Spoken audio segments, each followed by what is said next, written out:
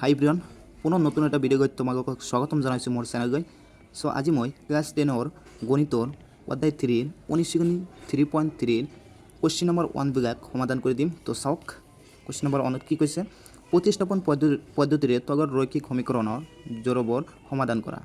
তো আমি এই তগৰ যিবিলাক অংক আছে এইবিলাক আমি প্ৰতিস্থাপন পদ্ধতিৰে সমাধান কৰিম। তো প্ৰতিস্থাপন পদ্ধতি কি হয় আৰু কেনেকৈ সমাধান কৰা হয় তো চাওক।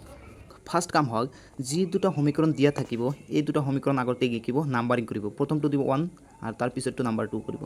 এতিয়া কি কৰিব, এই দুটা সমীকৰণৰ ভিতৰত যিটো সমীকৰণ সৰু হয় তাৰ পৰা 3 নম্বৰ সমীকৰণটো বনাই ল'ব। তো এনেকৈ এই দুটাৰ ভিতৰত যিটো আছে x - 4 আছে, তো ইয়াৰ পৰা আমি 3 নম্বৰ সমীকৰণ বনাম। কেনেকৈ বনোৱা হয়, সমীকৰণ 2ৰ পৰা 2ত কি আছে x - 4 = 4, তেনেকৈ কি এক্সটো যদি ৰাখি দিওঁ মাইনাছ আছে, সিপাকে কি হ'ব প্লাছ হ'ব।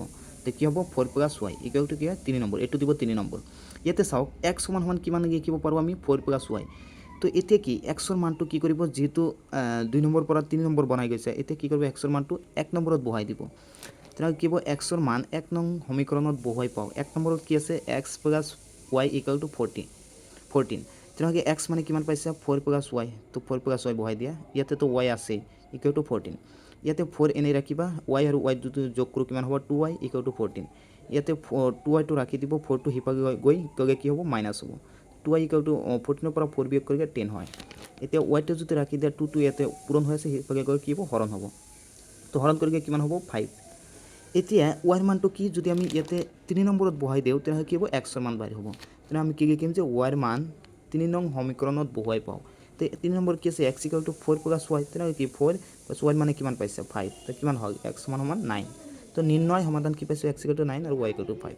চ' এনেকৈ প্ৰতিস্থাপন পদ্ধতি সমাধান কৰা হয়। তো চাওক প্ৰথমটো বুজিছে নে নাই। এতিয়া 2 নম্বৰটো চাওক কেনেকৈ কি আছে s - t = 3 নাম্বাৰ 1 কৰিব, আৰু তাৰপিছত কি আছে s/3 + t/2 = 6। তো এইটো যিটো চিম্পল সমীকৰণত আছে, বাট এইটো চিম্পলত নাই।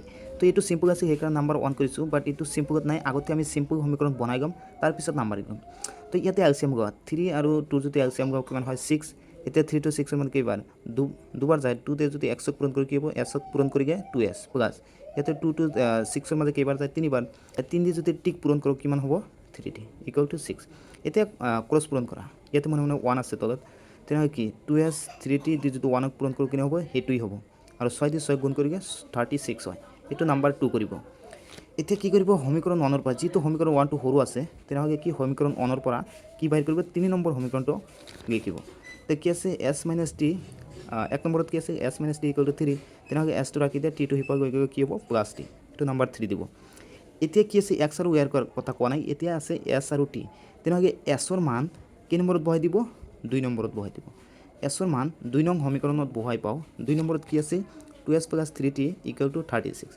তো 2s মানে কিমান 3 + t, এতিয়া sৰ মানটো বহাই দিয়ে 3 + t প্লাছ ইফালে কি আছে 3t = 36।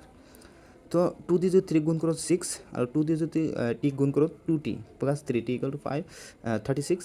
তো ইয়াতে 6 প্লাছ এই দুটা ইয়াতে 2টা t ইয়াতে 3টা t, তেনেহ'লে কিমানটা হ'ব 5টা মানে 5টা = 36। এতিয়া কি কৰিব 5টি লিখিব, এই 6টো সিফালে গৈ কি হ'ব মাইনাছ কৰিব। 5t = কিমান থাকিল 30। তো t যদি ৰাখি দিওঁ 5 সিফালে ভাগ হ'ব বা হৰণ হ'ব, হৰণ কৰিলে কিমান হ'ব 6 হয়। তো এই tৰ মানটো এতিয়া 3 নম্বৰত বহাই দিবা, তেতিয়াহে sৰ মান হ'ব বাহিৰ হ'ব। তো tৰ মান 3 নং সমীকৰণত বহুৱাই পাওঁ, কি পাই s = 3 + t, 3 + t মানে কি 6। তো s = কিমান হ'ল 9। তো নিৰ্ণয় সমীকৰণটোৰ সমাধান কি হ'ল এইটো। তো এতিয়া চাওক 3 নম্বৰ কুৱেশ্যনটো, ইয়াতে এইটো কৰিব নালাগে, কিয়নো এইটো যদি তুমি কৰা তেনেহ'লে এইটোৰ কোনো একজেক্ট মান নাপাবা, কাৰণ ইয়াতে অসীম সংখ্যক সমাধান থাকিব, সেইকাৰণে এইটো নকৰোঁ। মানে ইয়াতে যেনেকৈ x আৰু y মান পাইছোঁ ইয়াতে নাপাওঁ, ইয়াতে বহুত কেইটা মান পাম, সেইকাৰণে ইয়াতে লেখা যে অসীম সংখ্যক সমাধান থাকিব। চ' এইটো কৰিব নালাগে। 4 নম্বৰটো কৰিবা। 4 নম্বৰটো কেনেকৈ কৰিবা, আগতে কি এনেকৈ সমীকৰণ দুটা লিখি ল'বা। লিখাৰ পিছত কি কৰিবা সমীকৰণ 1ৰ পৰা, তো সমীকৰণ 1ৰ পৰা আমি 3 নম্বৰ সমীকৰণটো বনাই ল'ম। সমীকৰণ 1ত কি আছে 0.2x + 0.3y = 1.3। এতিয়া কি এইটো ৰাখি দিয়ে, তেনেহ'লে এইটো গৈ সিপাকে কি হ'ব মাইনাছ হ'ব। এতিয়া যদি ৱাইটো ৰাখি দিয়ে তেনেহ'লে 0.3টো কি সিপাকে গৈ কি ডিভাইড হ'ব, এনেকৈ 1.3 - 0.2x ডিভাইড কি হ'ব 0.3। এইটো 3 নম্বৰ সমীকৰণ।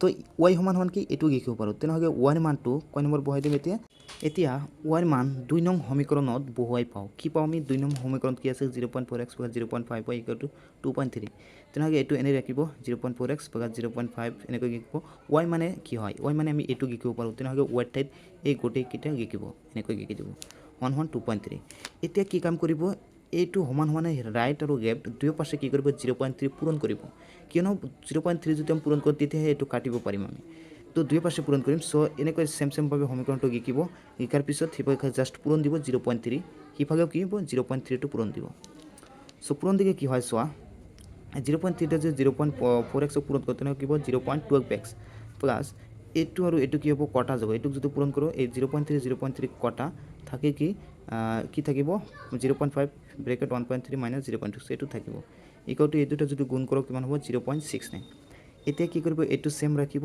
এইটোতে এইটো গুণ কৰিলে 0.65 মাইনাছ এইটোতে যদি এইটো গুণ কৰোঁ কিমান হ'ব 0.1x ইকুৱেল টু 0.69 এতিয়া এইটো সেম ৰাখিব আৰু এই মাইনাছ 0.1 মানে এক্স বিলাক লগ কৰিব 0.1xটো আগত দিব আৰু এইটো প্লাছ আছে সিফালে গৈ মাইনাছ কৰিব 0.9তে কি বিয়োগ কৰিব 0.65 তো ইয়াতে যদি 0.12xৰ পৰা 0.1 বিয়োগ কৰোঁ তেনে কি থাকিব 0.02x আৰু সিফালে যদি বিয়োগ কৰোঁ কি হ'ব 0.04 এতিয়া কি এইটো দুটা পূৰণ হৈ আছে তেনেহ'লে এক্সটো ৰাখি দিয়া 0.22 সিফালে গৈ কি হ'ব হৰণ হ'ব তো ইয়াতে কি পইণ্ট সেম আছে 0 সব কটা তেনেহ'লে 2 দিয়ে যদি ভাগ কৰোঁ কিমান হয় x = কি হয় 2 হ'ব এতিয়া এই এক্সৰ মানটো 3 নং সমীকৰণত বহাই পাওঁ এক্সৰ মান 3 নম্বৰত যদি বহাই দিওঁ 3 নম্বৰত কি আছে y = 3 নম্বৰত কি আছে y = 1.3 - 2 × 0.2x ডিভাইড 0.3 তো বহাই দিয়া কেনেকৈ y = কি আছে তেতিয়া যদি বহাই দিওঁ 1.3 মাইনাছ 0.2 ইয়াতে xটো কিমান পাইছোঁ 2 বহাই দিয়া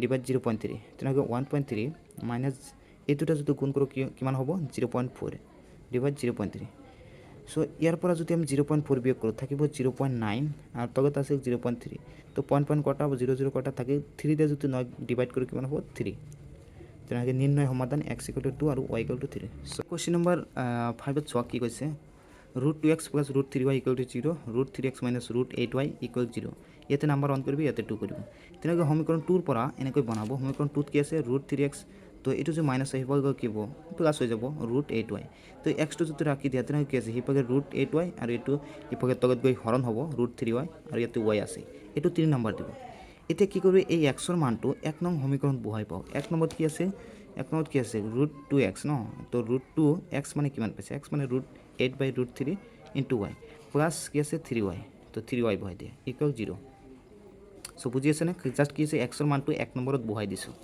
এতিয়া চোৱা এই √2টো যদি এইটোক পূৰণ কৰোঁ কিমান হ'ব √16 তলত কি আছে √3 * y কাৰণ ওপৰতো তলত নিচে মনে 1 আছে তেনেকৈ এইটো পূৰণ কৰি √3 হ'ব আৰু √2 দিয়ে √8ক পূৰণ কৰি √16 প্লাছ √3y = 0 এতিয়া কি কৰিব এলচিএম ল'ব এলচিএম যদি লওঁ তেনেহ'লে কি হ'ব √3 আৰু ইয়াতে 1 তেনেহ'লে কি হ'ব √3 হ'ব ইয়াতে √3 একবাৰ তেনেহ'লে কি হ'ব √16 প্লাছ ইয়াতে কি আছে 1 √3 মধ্যে কি হয় 3 বাৰ যায় তেনে √3 দিয়ে যদি √3 পূৰণ কৰোঁ কি হ'ব 1 × 3 y = 0 মানে ইয়াতে যদি আমি ক্ৰছ পূৰণ কৰি কি হ'ব ইয়াতে মনে 1 আছে তো 1 দিয়ে যদি গোটেইকেইটা পূৰণ কৰোঁ এই কেইটা হ'ব √3 দিয়ে যদি 0 পূৰণ কৰোঁ 0 হৈ যাব এতিয়া চাওক √16 আমি এনেকৈ বাহিৰ কৰিব পাৰোঁ মানে 16 বাহিৰত কি হয় 4 হয় আৰু y প্লাছ 3y = 0 তো এই দুটা যোগ কৰি 7y = 0 তো yটো ৰাখি দিয়ে সিফালে গ'লে 0 হ'ব এতিয়া y মান যদি আমি 3 নং সমীকৰণত বহাই পাওঁ কি পাওঁ সাপোজ কি আছে x = √8/3y = 0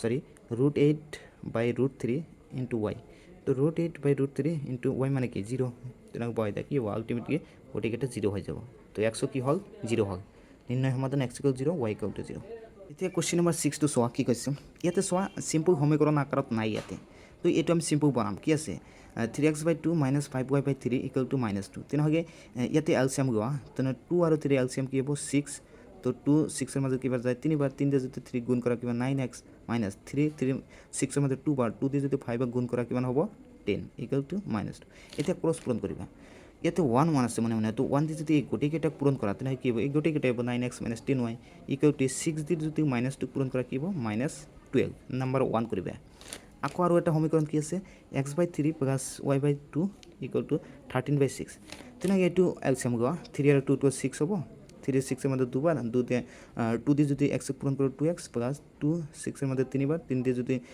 y পূরণ করো 3y ইকুয়াল টু কি হবে 13/6। এতে এই 6 আর এই 6 টু কাটি দিব, থাকে কিমান 2x plus 3y equal to 13 number 2 কৰিব। এতিয়া সমীকৰণ 1 পৰা সমীকৰণ 1 কি আছে 9x - 10y ইকুয়াল টু -12।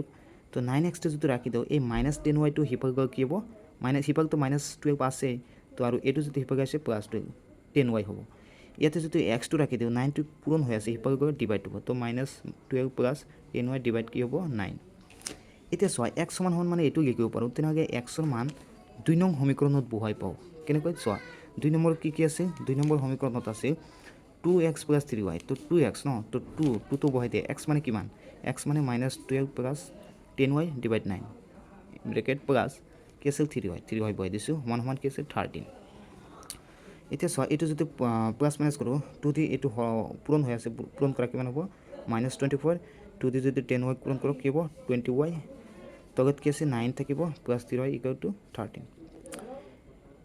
আকৌ এই দুটাৰ মাজত যদি আমি এলচিয়াম গাওঁ ইয়াতে মানে 1 আছে, 1 আৰু 9 ৰ এলচিয়াম কি হয় 9, তো 9 9 মধ্যে এবাৰ 1 দি যদি 24 প্লাছ 20y পূৰণ কৰোঁ এইটোই হ'ব, প্লাছ ইপাকে যোন 1 9 মাজে কেইবাৰ যায় 9 বাৰ যায়, 9 দি যদি 3 গুণ কৰোঁ কি হ'ব 27y ইকুৱেল টু 13 হয়। ক্ৰছ পূৰণ মানে ইয়াতে যদি 1 আছে ন, 1 দি যদি এই গোটেইকেইটা পূৰণ কৰোঁ তেনেহ'লে এই গোটেইকেইটা হ'ব, আৰু 9 দি যদি এইটো পূৰণ কৰোঁ কিমান হ'ব 117 হয়। সো -24 প্লাছ এই দুটা যদি যোগ কৰোঁ কি হ'ব 47y ইকুৱেল টু 777। ইয়াতে কি আছে 47y টো ৰাখিছোঁ, ইয়াতে মাইনাছ আছে হিপাক কি হ'ব প্লাছ হ'ব, আকৌ 47y ইকুৱেল টু এই দুটা প্লাছ কৰোঁ কিমান হয় 141। তো ইয়াতে কি y টো যদি ৰাখি দিওঁ এইটো কি ডিভাইড কৰা, তো 141 ডিভাইড 47, তো 47 দিয়ে যদি এইটোক ভাগ কৰোঁ কিমান হয় 3 বাৰ হয়, 3 বাৰ তুমি কৰি চাবা। আকৌ ইয়াতে কি y ৰ মানটো এতিয়া কি কৰিম আমি y ৰ মান 3 নং সমীকৰণত বহাই পাওঁ। 3 নম্বৰত কি আছে -12 + 10y ডিভাইড 9, তেনেহ'লে -12 + 10 ইনটু y মানে 3, তো -12 এই 3 10 গুণ কিমান হয় 30 হয়, এইটোৰ পৰা এইটো বিয়োগ কৰি কিমান হ'ব প্লাছ মাইনাছ কৰি 18ক যদি 9 দিয়ে ভাগ কৰোঁ কিমান হ'ব 2, তেনে নিৰ্ণয় সমাধান কি হ'ল x = 2 y = 3। তো চাওক বুজি আছে না নাই কমেণ্ট কৰি জনাই দিব। সো কেনেকুৱা লাগে ভিডিঅ'টো, যদি ভাল লাগে তেনেহ'লে ভিডিঅ'টোত এটা লাইক কমেণ্ট কৰিব, আৰু যদি চেনেলত নতুন হয় তেনেহ'লে চেনেলটো ছাবস্ক্ৰাইব কৰিব এনেকুৱা নতুন নতুন ভিডিঅ' পাবলৈ। Thank you everyone.